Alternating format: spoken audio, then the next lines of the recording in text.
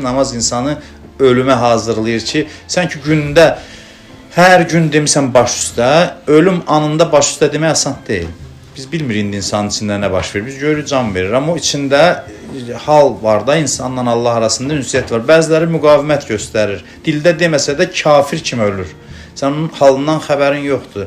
O etirazın ən böyüyü ölüm vaxtıdır.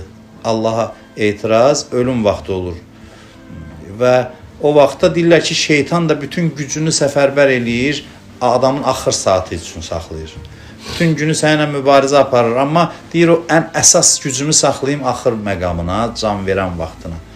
Və namazda, namazın özünə məxsus təsiri budur ki, namaz ki səni alışdırıb təslim olmağa, sən ölümə də rahat təslim olursan. Ölümə rahat təslim olmaq böyük nemətdir ki, razıyam canımı verim. Bu halı namaz formalaşdıra bilər insanda. Namazın təbii təsiridir.